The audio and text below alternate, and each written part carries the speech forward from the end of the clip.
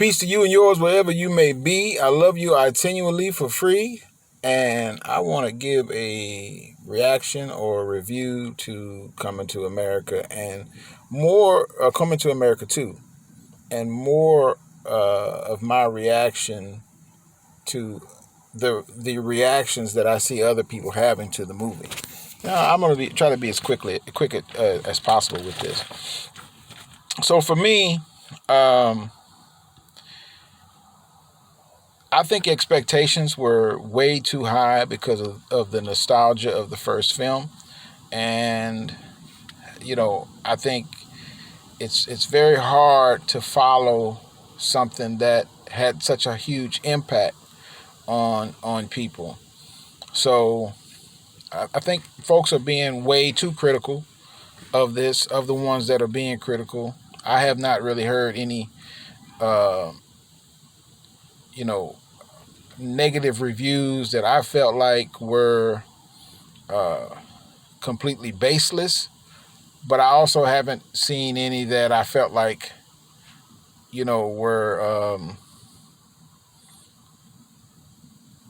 were more correct than incorrect. Let's just say it that way.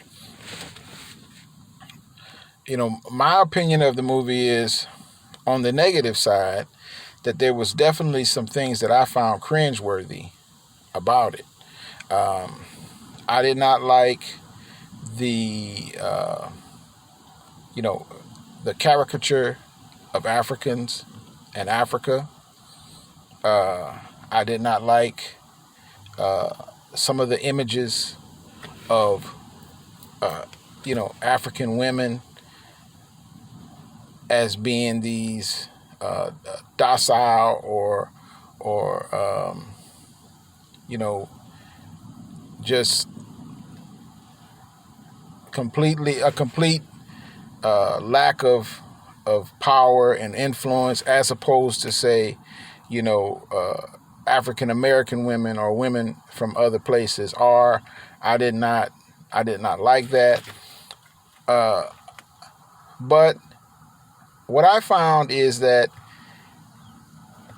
you know, first of all, it's a comedy, you know, and there are a lot of messages within the movie that, you have to be willing to receive the message.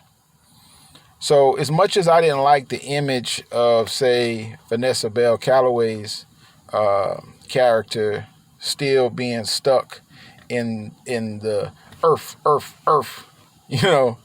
after 30 years, uh, I think I have an alternative way that she could have been presented. Uh, you know, uh, well, let me just say what I think would have been an alternative way that she could have been presented. She could have been presented as the queen or the ruler of her nation. I didn't like the fact that the nation's name was Nextdoria. I thought that was absolutely ridiculous. But she could have been the queen or the ruler of that nation, and she could have been still stuck in her shame of not being of being jilted at the altar, so to speak. But a very accomplished and capable ruler of her people, and just a positive role model in every other aspect. And Wesley Snipes' character could have been deeply in love with her, and and equally insulted by what happened, rather than be sister and brother, was what I'm saying, what they were. He could have been a potential suitor for her that she was overlooking, and in the process of the movie, she understands that his love for her is genuine, and she's been overlooking him, and she accepts him, because we have an issue with that in the black community. We have black women who are professional and accomplished who overlook men who are working class and who are genuine, solid brothers because they haven't accomplished the same types of things in their life that the lady has accomplished, or it's a dysfunctional relationship based upon that type of accomplishment. And I witnessed that myself. But I don't want to get too far away from the point here. The point is the movie. All right. So her character was like that. But Eddie Murphy's daughters were not like that. Eddie Murphy's daughters were the exact opposite of that. And before we think that they were that way because of Eddie's wife, who's from Queens, I'm not discounting that, her influence and all of that, but Eddie's mother is confirmed by Mr. McDowell to be the wisest of the Jaffers. See, they slid that in. He come in and he said, "Hey, you the king, and heavy is the head that wears the crown, and you got to stand up for your own two, for whatever your convictions are, and you're the one who has to make the final decision." And just as he's about to walk out the door, "Yes, thank you, Mr. McDowell, you were right. Okay, yeah, I'm the man." And he's turned around just as he is about to walk away. He says, "Hey, what would your mother do in this situation?" So that's the duality. That's the duality in people. That's the duality in the family. And the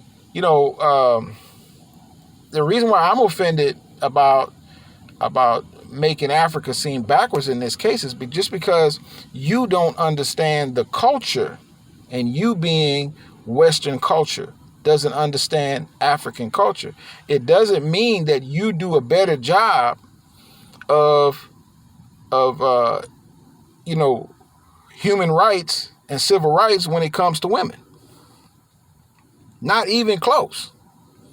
There are definitely some issues on the continent of Africa, but there's some huge issues in Western society. But presenting the African woman as not having an opinion and presenting her as being dominated, this is ridiculous. Africa by and large is a maternalistic society.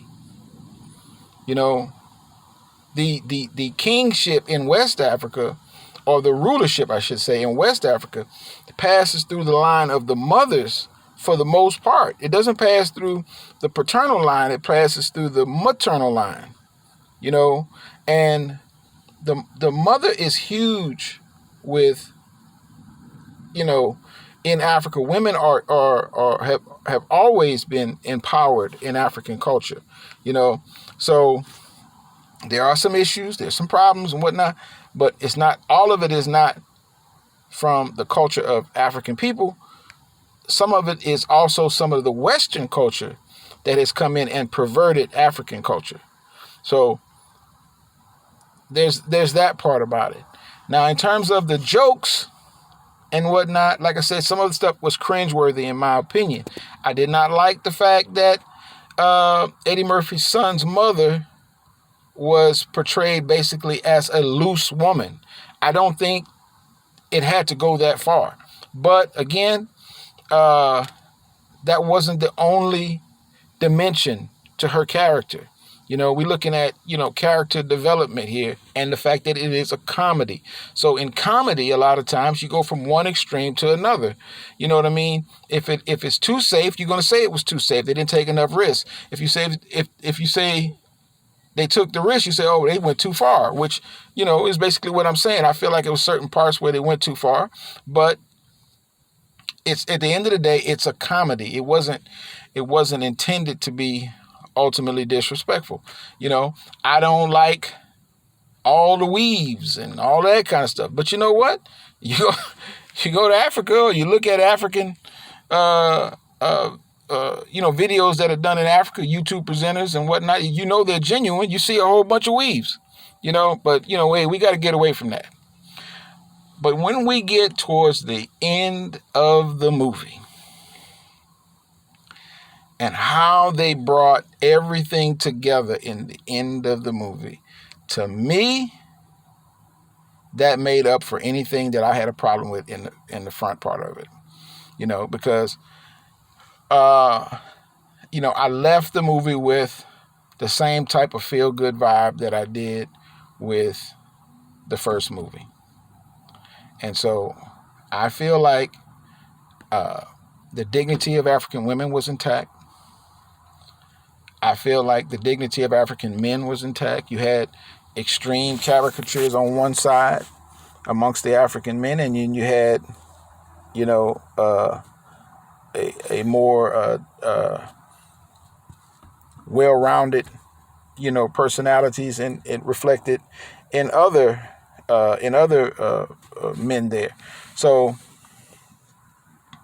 I feel like the movie was overall, it was good, and I think Eddie Murphy just makes a good movie, man. I mean, what he did with Dolomite was very fair. I didn't know Dolomite personally, but I knew people who knew him, and the things that they told me about Dolomite, Eddie confirmed in the movie, and things that I didn't know about Dolomite seemed to tell the rest of the story. So I think, and then Boomerang is one of my favorite films of all time, relationship movie of all time. I think it's the best. I think Eddie Murphy just makes a good movie, man. I mean, the only one I really didn't appreciate was Norbit, I think. And the vampire movie he did. I didn't particularly like that. But this movie, I say it's a watch. I don't know if it's necessarily a watch with the kids, but it's a watch, man. And y'all stop hating, man. Just enjoy it. Have a good time, man. Don't be so stiff. Anyway, love you for free. I'm out.